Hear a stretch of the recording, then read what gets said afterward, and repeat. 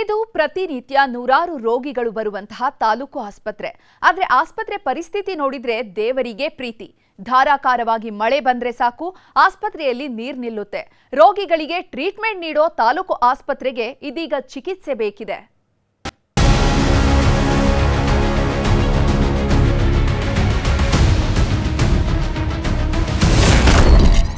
ಧಾರಾಕಾರ ಮಳೆ, ತಾಲೂಕು ಆಸ್ಪತ್ರೆ ಅಧ್ವಾನ.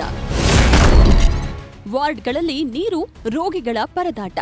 ಧಾರಾಕಾರ ಸುರಿದ ಮಳೆ, ಸರ್ಕಾರಿ ಆಸ್ಪತ್ರೆಗೆ ನುಗ್ಗಿರೋ ಮಳೆ ನೀರು ಹೊರಹಾಕ್ತಿರೋ ಸಿಬ್ಬಂದಿ. ಇವೆಲ್ಲ ಕಂಡು ಬಂದಿದ್ದು ಬೆಂಗಳೂರು ದಕ್ಷಿಣ ಜಿಲ್ಲೆ ಚನ್ನಪಟ್ಟಣದ ಸಾರ್ವಜನಿಕ ಆಸ್ಪತ್ರೆಯಲ್ಲಿ.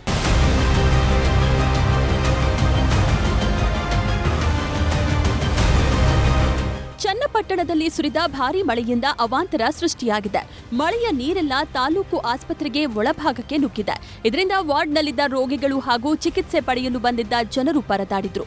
ಬಟ್ ಸಡನ್ ಆಗಿ ಜೋರಾಗಿ ಮಳೆ ಬಂದ್ಬಿಡ್ತು. ಎಲ್ಲ ಕಡೆಯಿಂದನೂ ನೀರು ಒಳಗಡೆ ನುಗ್ಬಿಡ್ತು. ಎಲ್ಲಿಂದ ಬಂತು ಎಲ್ಲಿಂದ ಹೋಯ್ತು ಅನ್ನೋಕ್ಕೆ ನಮಗೆ ದೋಚಲಿಲ್ಲ. ಯಾವ ಕಡೆಯಿಂದ ಬರ್ತಾ ಇದೆ, ಯಾವ ಕಡೆಯಿಂದ ಹೋಗ್ತಾ ಇದೆ ಅನ್ನೋದು.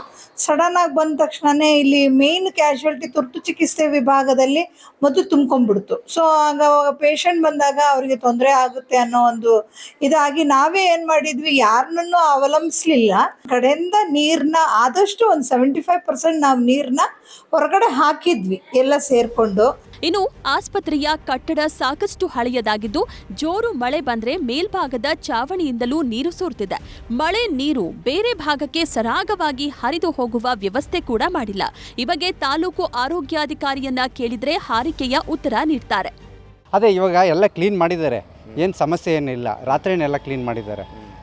ಕ್ಲೀನ್ ಮಾಡಿರೋದ್ರಿಂದ ಎಲ್ಲ ಏನು ಪೇಷಂಟ್ಸ್ಗೆಲ್ಲ ಏನು ಪ್ರಾಬ್ಲಮ್ ಏನಾಗಲಿಲ್ಲ. ಡ್ರೈನೇಜ್ ಬ್ಲಾಕ್ ಆಗಿದೆ, ಅದನ್ನು ಇವಾಗ ಅದನ್ನೆಲ್ಲ ಅಗದಿ ಇದನ್ನೆಲ್ಲ ಮಾಡಿಬಿಟ್ಟು ಅದು ಡ್ರೈನೇಜ್ ಇದಾಗ್ಬಿಟ್ರೆ ಎಲ್ಲ ಸರಿ ಹೋಗ್ತದೆ. ನೀರು ಸೋರ್ತಾ ಅದಕ್ಕೇನಿಲ್ಲ. ಅದಕ್ಕೆ ಇವಾಗ MLA ಅವ್ರ ಜೊತೆ ಮಾತಾಡಿದ್ದೀವಿ, ಅವರು ಪರಿಹಾರ ಇದು ಮಾಡಿಕೊಡ್ತಾರೆ. ಅದಕ್ಕೆ ಇಲ್ಲ ಹೋಗಿಲ್ಲ, ವಾರ್ಡ್ಗೆಲ್ಲ ಏನು ಹೋಗಲಿಲ್ಲ. ಇಲ್ಲ ಇಲ್ಲಿ ಮಾತ್ರ ವರಾಂಡದಲ್ಲಿ ಮಾತ್ರ ನೀರು ಹೋಗಿದೆ ಅಷ್ಟೇ, ವಾರ್ಡ್ಗೆಲ್ಲ ಏನು ಹೋಗಲಿಲ್ಲ. ಭಾರೀ ಮಳೆಯಿಂದಾಗಿ ಆಸ್ಪತ್ರೆಗೆ ನೀರು ನುಗ್ಗಿ ಅಧ್ವಾನವಾಗಿದೆ.